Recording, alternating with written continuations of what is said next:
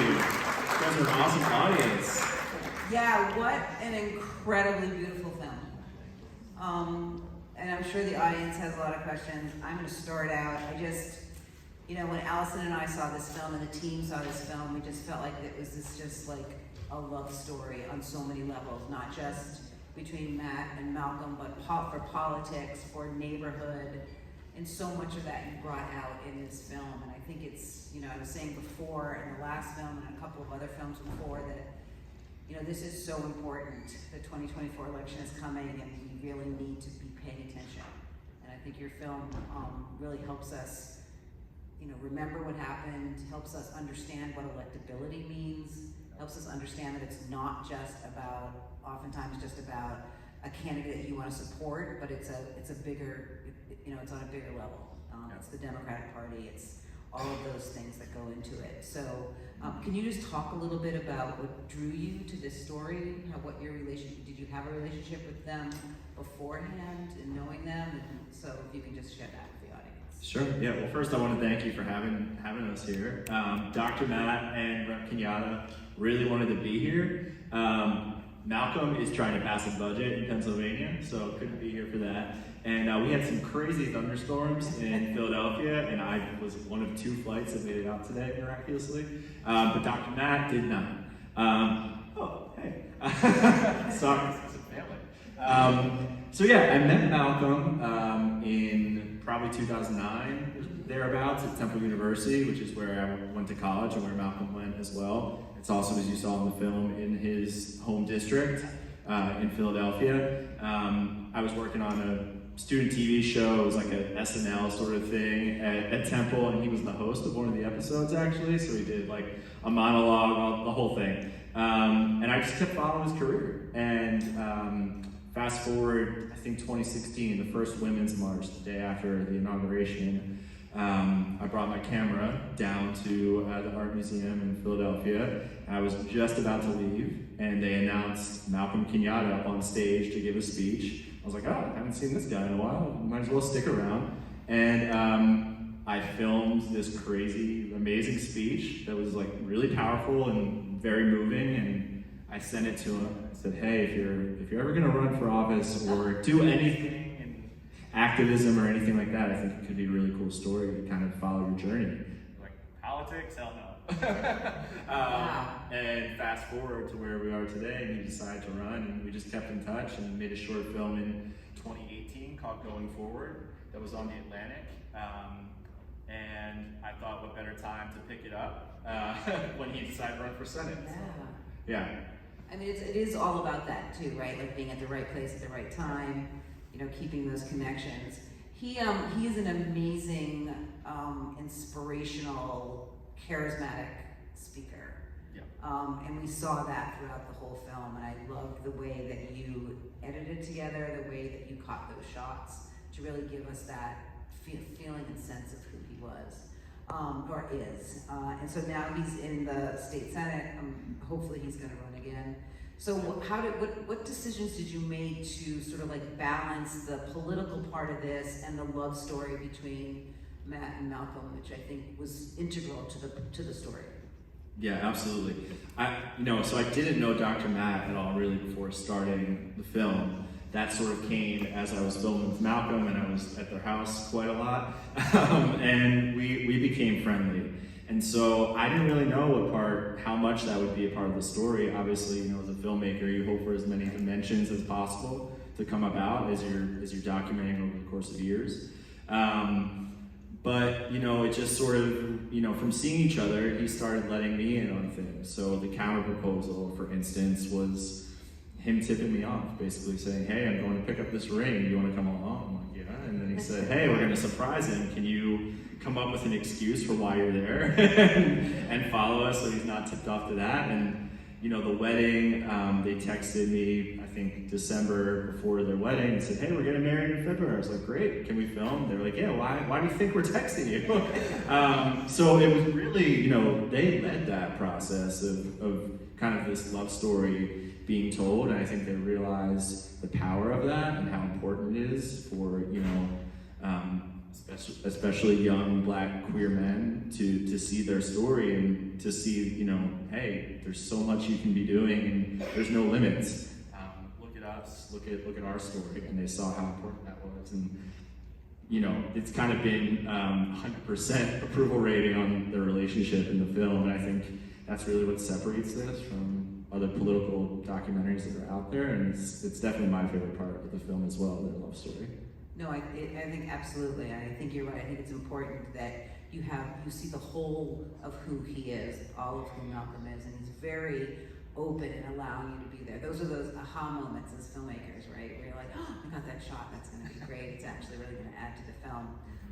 So his political rise. How long did it take you to make this film? How many years, or what years did it take you to get to the point where you are now? Yeah, so like I said, we made a short film about his first run in 2018. So that was then, and we took about a 2-year pause. And then we started again on Election Day in 2020, November 3rd, I think it was. And then we filmed through his election, so November 2020 through May 2022. And then we, you know, filmed some other things here and there throughout, like the Fetterman rally and other things like that. So we wrapped shooting, I would say, probably November of 2022, and post-production we just wrapped up in February, I would say, or March. So it was a very, very long process, and yeah, I'm still recovering. I'd love to open it up to the audience, because I know it's a school night. So, Andrea? Excellent film, and I really hope it goes a lot of places, including schools. Yes. Because it's very inspirational, and one of the things that I liked was when he said, you know, go for it before you think it's possible. Whatever, I don't know its exact words, but it strangely enough reminded me of a ROXFILM festival event that I went to when President Obama was running. It was an acting workshop with a lot of young people, but I had on an Obama t-shirt, and the person running the workshop said, yeah, but you know, it's too soon. He's not going to run. I said, don't say that, and you don't know that that's true. And don't ever say that in front of all these kids. I said, these kids, this is an inspiration, and these are a lot of people you don't know what'll happen. And as we saw, he won. So that was it, but that just reminded me when he said that, yes, tell people not only to run, but run before you think that it's right. You know, don't wait until you think the timing is perfect. Yeah, do not wait your turn. Yeah, and that's where we got the title for the film. Yeah, 1000%. I think, you know, one of the things I learned, and I could count myself, I guess, among, you know, I really thought he would win when I started this, to be honest. I was like, this is going to be a crazy cool story. It's going to be like an AMC or something like that. And obviously it was far from that. Fetterman won in a landslide. But I think, you know, what Malcolm would say, and what I would definitely agree with, is that the importance of his race will be felt for a long time. He's not going away, and he will one day likely be in the position that Fetterman was in for his race, where he will be the known candidate because he'll have run for his 3rd or 4th time, and he will benefit from having a huge email list, having a huge donor base that, you know, fuels the money, which fuels the media coverage, which, you know, pushes other candidates down. But the only way to break that cycle is for more Malcolms to come along. And so to the front part of your question about education, that's a huge thing that we're aiming towards, to have educational distribution, which means it would be available hopefully in colleges and universities nationwide. Also with some nonprofits and other groups like that, that they could have access. And we've had some discussions about that. So stay tuned, hopefully it'll be available, maybe even here. But that's a huge part. You know, we want young people to see this. We want young people to see this, and that's who we think can get the most out of it. So. I mean, I think it's interesting that you talk about that in the beginning you thought that he was going to win. I mean, at the end I thought he was going to win. The pacing of this film was really beautiful, and you took us on this journey, and even though you know, every time you showed the graph where it was like Malcolm 10%, Fetterman 50%. I know, I heard the groans I'm like, every who time it cares came about out. Coles? He's gonna win, he's gonna win. And I'm like thinking, he's gonna win, he's gonna do it. And even he, like, just the positivity of who he is as a human being, you brought forth so beautifully in the film, and I just want to thank you for that. You know, I mean, we have so many tropes and stereotypes of black men in America, and love and beauty and all that don't always come through. And so I think it's really important that you allowed him to be his authentic self, and you allowed us to see his authentic self, and I think that that's really important. Way in the back. I just want to thank you personally for being very inspiring to all to see this film. As a black man myself, I think that a lot of other black LGBTQ person approach to see this film. I was moved by when he said, which the other lady said in the front, don't wait your turn, wait your turn. Because typically we always say, okay, it's not my turn yet, I'll wait. But this film has motivated me a little bit more in the role that I play in the city sector, is to figure out how do I amplify my voice, how do I push forward as a queer black man in the community we're marginalized, right? Underneath being marginalized within the marginalized sector. So I thank you for this film, and I'm hoping that I can shake it. Please do, because it is very powerful. Thank you so much. Yeah, that means a lot. Yeah, on that note, you know, we still are trying to figure out where this is going. It's probably going to take us a while to figure that out, but as soon, you know, the best way to figure that out is to follow us on social media at Kenyatta Film on Twitter and Instagram specifically, and spread the word and tell your friends about it. And then Letterboxd, if anybody is on that, you can write a review there. But yeah, we definitely, you know, we want this to be seen. We think it's a powerful story, and hopefully having Al Roker's name attached helps with that a little bit too. Just want to say thank you for the film. But I remember when Joy Reid interviewed him on MSNBC. Oh, yeah. Because up until that, when they were talking about Pennsylvania turning red, and the focus was always on Frederick and Dr. Oz. So I saw that Joy Reid, I was like, oh, there's another person in the race too. I didn't really just focus on those two. Yeah. Just pushed everybody else to the side. And so I started just talking to each other. Oh, okay, just more in depth. Like you said, he was more qualified, but just didn't win. Yeah. Yeah, absolutely. I mean, I think the media coverage was sadly not that unique in this case. You know, you tend to gravitate towards the top 2 or 3 names on a ballot, like, you know, Hillary and Obama. And does anyone remember who else was there? I'm sure there were other people there, and Hillary and Obama were great. But, you know, sometimes the media definitely does just gravitate towards like a one-on-one battle type thing. And it's easy to write someone off, I think, narratively, and just kind of make it cleaner in the media that way. And I think the money allows them to help them tell that story, and it gives them kind of weight. But again, it's all sort of cyclical, and it's all related, I think.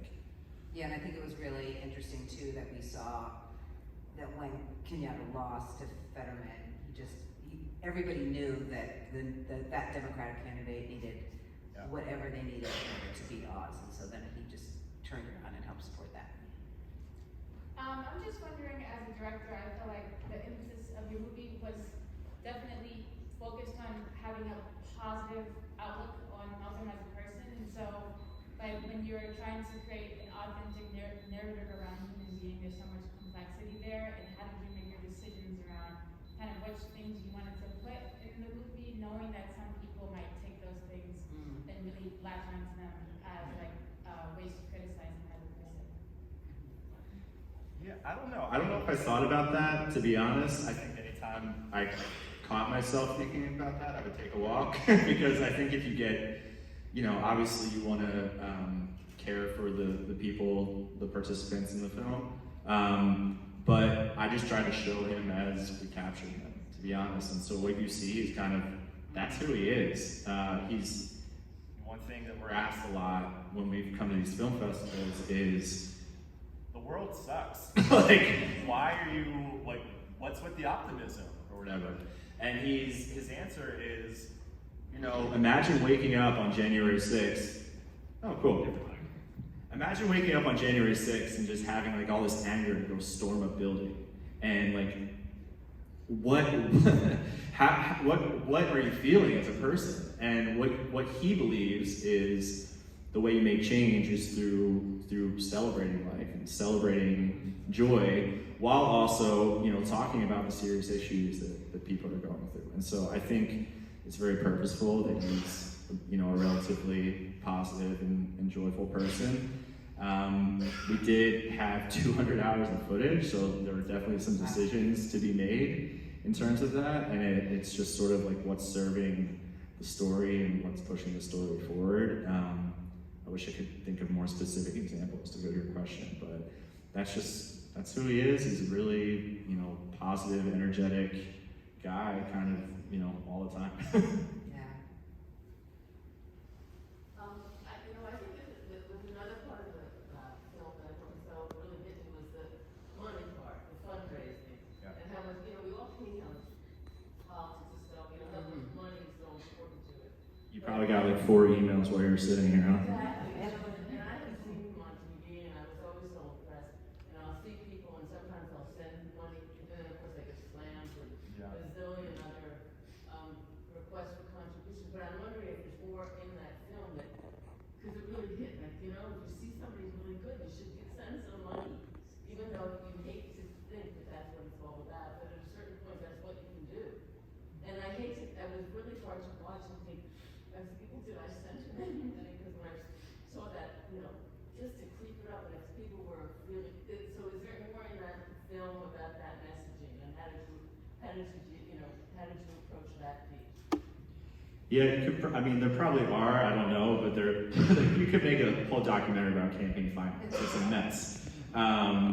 But one of the things, you know, one of the reasons Fetterman got off to that start, where he was at, what was it, 1 million, and Malcolm was at 300,000, is that he's able, the moment he announces, he's able to push that announcement out to an email list of like 1 million people. Malcolm, when he launched, had probably 50,000 people in his email. Like, at a certain point, there's nothing you can do. And yeah, you know, I think a lot of people after they see this are like, oh, I wish I could have given him money, but there's a reason you didn't hear from him or hear of him before, and it's because the machine doesn't allow like first-time statewide candidates to really break through. It's all kind of a game, really. It's you run statewide 2 or 3 times, get your name up there, and more people find out about you, and then you go on. Unless you're a really terrible human being, and maybe you don't. But So next time you'll give him money. Yeah, exactly. He's not going anywhere. I mean, I think that that's the beauty of this film too, is that people, it's not just people in his district are gonna know, I mean, everyone's gonna know. Yeah, and he is running statewide right now. So he is running in 2024 to be Pennsylvania's Auditor General, which doesn't sound, I think different states have different names for this role, but it's basically like the watchdog of corruption. And so I like that. Yeah, so if like you're a corporation, if you're a government entity and you're doing wrong, he will investigate you and hold you accountable, or if you're a corporation, like, it's sort of a way to get some legislative win, or some wins, you know, where you're saying, hey, I stopped X bad thing from happening. But also, I mean, you saw Malcolm, he's gonna be really fucking good at that job. So. Any more questions, Dan? You were talking a little bit about choices that you had to make, and I'm curious if there were any that were especially difficult to make about what to include. And if, like, now watching the film, if there's anything you think, oh, shoot, I wish I had included this, or, you know, done this instead, anything like that. Well, I really wish it could have just been the 3-hour cut I had first, and I didn't have to keep editing. That would have been awesome. Thank you for not doing that. Man. You know, I've seen it so many times in this form that I can't even really remember what else is there. I'm sure there are other things. If anything, you know, more love story stuff, but I think, I honestly do like the ebbs and flows of it right now. I think it moves pretty fast. I would say probably the scene average is like 2 to 3 minutes. It's pretty quick. There are a couple moments that we couldn't put in for legal reasons, like people not signing releases, you know, some moments with kids, with minors, where he would have some really inspiring things to say to, you know, like a 10-year-old, but because their parent wasn't there on the day and couldn't sign and then couldn't track him down, you know, legally, it's kind of like if they saw that, they could come after you. So things like that, I think, would be the big things. And then maybe, honestly, things that we didn't shoot too, you know, like he had a meeting with Gloria Steinem in New York City that we didn't get access to, which was a bummer. There's always things like that though. As a documentary filmmaker, it's like you kind of have to live with, like, I'm gonna miss some stuff that I wish I could get. Anybody else? Oh. Yeah, so just a comment, I'm from Philly, West Philly. Hey. My grandfather's in the same block, I've known Philly since the 80s, so was really excited to see this, but just wanted to like shout out appreciation for like the direction you showed of Philly also, the whole kind of like petitioning and campaigning moments, just the way that people were responding to him, just like, I don't know, felt very familiar, just the way that like people are on it. So like in addition to the love story, just like getting to know this really like phenomenal person in a way that I didn't necessarily know him before, like while he was campaigning. I just wanted to appreciate that, I guess, just as like a real deep lover of that city. So. Thank you. Yeah, Malcolm calls it a love letter to Philly, and I think that was after he saw it the first time. One of his first comments was, I think you really captured my neighborhood, which, you know, as a filmmaker, you just want to reflect, as a documentary filmmaker especially, you want to reflect what you see, and you want to try not to craft your own narrative into things. And so I really, you know, that's been one of the best compliments that I've gotten on the film, especially since it was from him. So yeah, I think Philly's an amazing place. There's so many issues, like there are, I'm sure, in Boston too. A lot of problems, but it's a city with heart, with grit. Like northeastern cities, you guys know this. Like we're tough. We're like angry for some reason all the time, but like beneath the anger is a ton of passion and love, and you know you see that in things like sports, but also just in how people care about their neighborhood. And you know, the Miss L is one of my favorite characters. She's the We Got the Victory woman, and she's also the same woman who says he comes back so much I think he's walking backwards. She's like brilliant. She should go into comedy, I think.